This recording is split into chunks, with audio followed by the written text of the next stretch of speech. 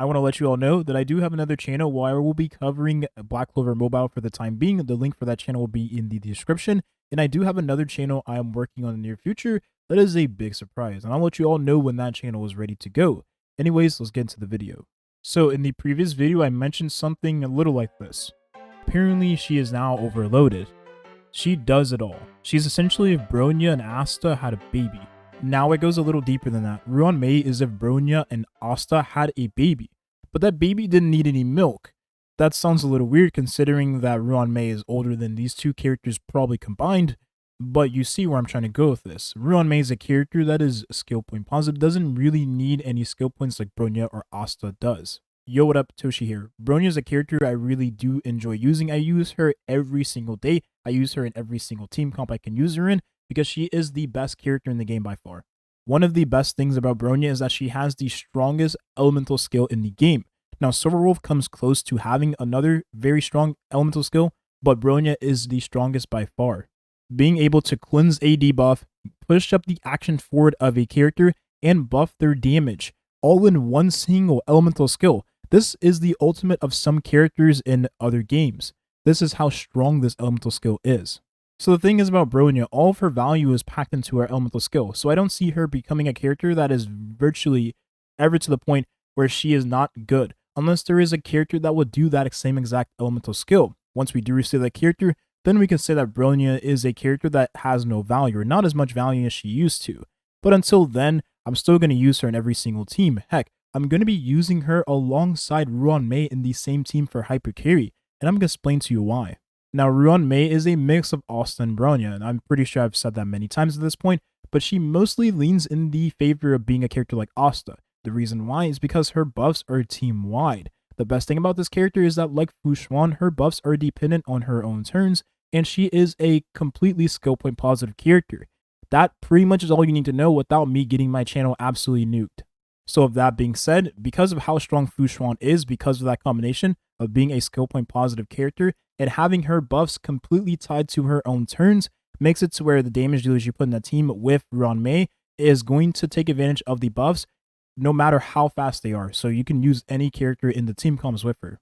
Bronya is a character that is mostly hyper carry focused. I'm sure you all know that at this point. Her elemental skill is tied to one character per turn. Therefore, you cannot use that on any other character if you use it on your given damage dealer. Her ultimate is AoE, but is mostly used for that single damage dealer to buff up their damage as much as you can. So therefore, she is extremely good in hyper carry teams, but you can use her in team comps where you have more than one damage dealer, as long as that damage dealer is A, a character like Clara, or B, a character like Blade that doesn't take any skill points away from the main damage dealer. So the thing is about Bronya, she makes a character like Bailu a very enticing defensive option, and that is because Bailu is a character that does not have any cleanses in her kit, whereas Bronya has a cleanse. So if you use hyper carry, you can use this character because Bronya is going to cleanse that one damage dealer anyways. So this is the standard hyper carry team, and most people are familiar with this team, right? This has been in the game since day one. Now, the reason why Ruan Mei is very important in this team is because you can actually just replace your Ting Yun instead of replacing Bronya, and you'll get more value because the buffs are going to be for the whole team, and you're going to give more damage buffs to that sole damage dealer, making her a very good character in this team. So you can have Bronya and Ruan Mei in the same team and have your sole damage dealer and perform really well. The cool thing about Ruan Mei is that since she is skill point positive, she'll work well with a character like Bronya that takes a lot more skill points than she does, while still being able to buff up the damage dealer at all given times, because the buffs again are dependent on her own turns. Now Seal, a very fast damage dealer, will work really well with Ruan Mei because the 5 turns that Seal will end up getting is going to be Ruan Mei's 3rd turn, and you'll still keep all of those buffs. Now Daniel's an interesting one because Ruan Mei will be really good with this character, of course. She'll be good with any character. But the thing is about Daniel is that you could argue Ting Yun has more value with him because the ultimate that Ting Yun has to give to Daniel will allow this character to get his ult more consistently, and therefore he would have more skill points from just using his ult in general.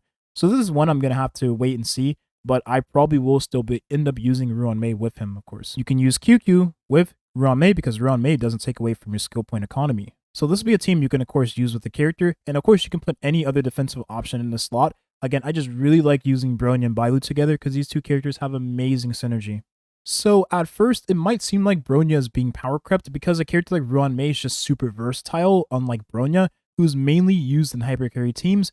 But the thing is about Ruan Mei you have to understand is that she has buffs that is given to the whole team. So you can still benefit using Bronya and Ruan Mei in the same team, because while one may be a character that does take away skill points, she does give your ally an action forward push, allowing you to put that ally on attack percent boots for more damage, and Ruan Mei is a skill point positive character. So these two characters even out one another while still doing a lot of damage buffs to your sole damage dealer or damage dealers. Now, for a certain team, Ruan Mei is going to be better than Bronya, and that's going to be Mono Quantum, until we receive that Quantum Harmony character, of course. But the thing is, you have to understand is that Ruan Mei's buffs being tied to her on turns, just like Fu, means your seal is going to keep the buffs from Fu and Ruan Mei, while still buffing up everyone else in the team as well. That is really strong. Now, there is a lot more to this that we can talk about when this character does officially release. Some of you know exactly what I'm trying to reference here. I can't really say it again because I don't want my channel to get nuked.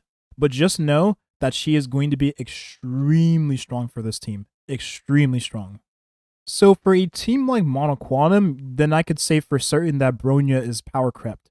But in cases like that, you have to understand it's not that hard to power creep Bronya in a team that is specifically designed around having all of your characters do damage, all of your characters contribute to the toughness bar breaking, in a team that has the buffs tied to the turn of, the defensive option and the other Harmony character, Ruan Mei in this case. So a character like Bronya is very, very much so not enticing unless you don't have any other option. With a character like Jingliu, you have to understand that Ruan Mei may just be one of the best supporters for Jingliu because they are both the same element. And again, like I said in the Mono Quantum team, there's something I can't really mention right now that is going to be an absolute selling point of the character. However, in a team like this, I will definitely be using both Ruan Mei and Bronya alongside Jingliu. And that is because these two are going to be the best supporters you can use for this character. Because again, you have Bailu, who's a character that does not even cleanse, but since Bronya already cleanses, it's not like you need another cleanse in the team party because this is hyper carry. And then again, since these characters are already both the same element, you're going to just love using this team against enemies that are weak to ice. Now, of course, what will be a better option in a team like this for a damage dealer in hyper carry and just being better for the Harmony characters in order to get their ults much more often. But there's something you have to understand about this team. 150 pulls, 150 pulls, 150 pulls, and whether or not you get Bronya before your 300th pull on the standard banner.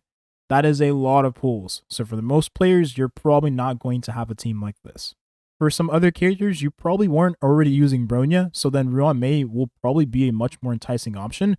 Now, you can use Bronya with a character like Kafka, but 2 skill points every turn is going to be crazy. You're not going to have any skill points at that point. Now, that is, of course, if you have Bronya without Eidolon 1 in her Lycone, but even then, you're still going to be burning 2 skill points every turn a lot of the time. That isn't. Although you do, again, you increase Kafka's damage greatly with Bronya if you are using the two characters together. I've tried it many times and it just always ends up being the same thing. So while Bronya being able to buff up the damage like crazy of Kafka, this team may not work all the time for you, and that's absolutely understandable because again, you burn 2 skill points every single turn. However, Ruan Mei will be the best of both worlds because she's a character that is skill point positive, making her a much better option or safer option for Kafka, and she buffs the whole team. So you're able to take advantage of other DoT carries in the same team alongside your Kafka, boosting their damage as well. However, I will not let that stop me, because I definitely want to use Ruan Mei and Bronya alongside Kafka in a hyper carry team. But there is one thing that I have to mention as well if you plan to use Kafka in a hyper carry team with Ruan Mei. Ting Yun all of a sudden becomes a much better option than Bronya, because you give energy, you give attack, you give speed, and you give damage boost and further damage boost with Planetary Rendezvous to Kafka, which is all she needs to deal as much damage as she can.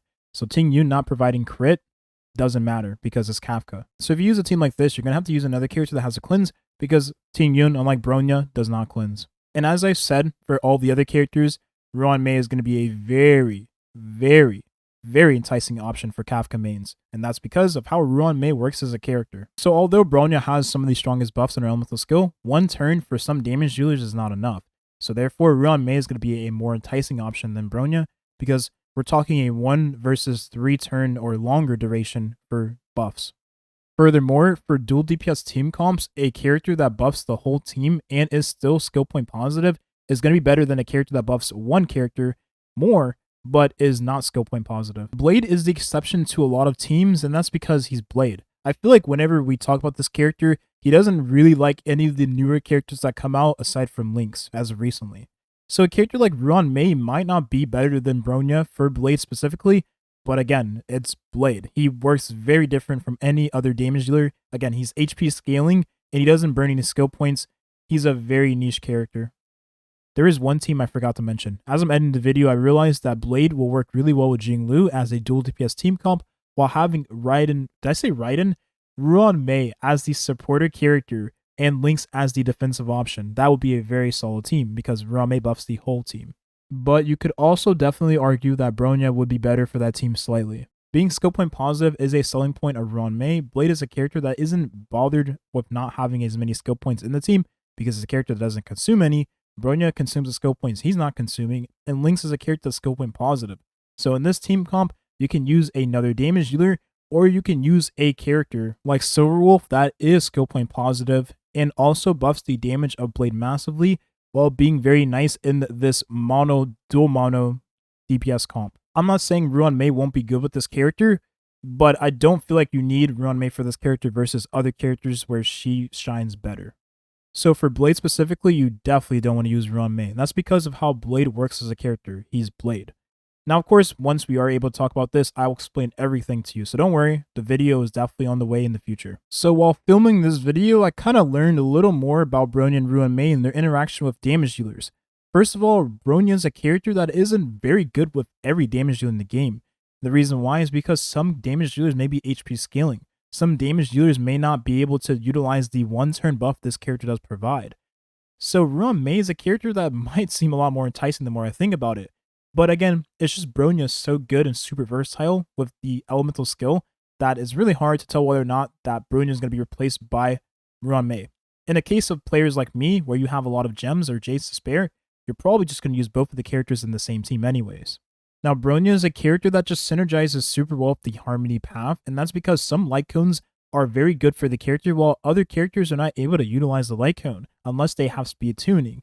That's because Bronya's interaction with these light cones is very, very nice, and since they're very, very strong, she becomes an even stronger character. So of this being another strong selling point of Bronya, I definitely don't see this character going away anytime soon.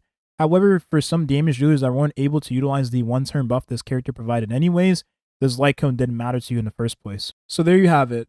There is lastly one major selling point of Ruan Mei, probably the biggest selling point in the character that I cannot say in this video, of course, but once she does get revealed, I will tell you all you need to know, so don't worry. There is definitely a lot more surprises with the character on the way. I don't know how long this video is going to be, and I definitely did not plan to make it as long as it is now, but I definitely learned a lot while making this video, so I will say that. You grow as a player and as an individual. I feel like I've grown a lot, and my mind is now wider. My head is bigger, and I am now a lot more weirder, I guess. I don't know. Maybe I play Honkai Star Rail a little too much. I'm going to go play Black Clover Mobile now. I will see you all in the next video. Have a nice rest of your day. Peace. So even though skill point positivity is one of the... Is that a real thing?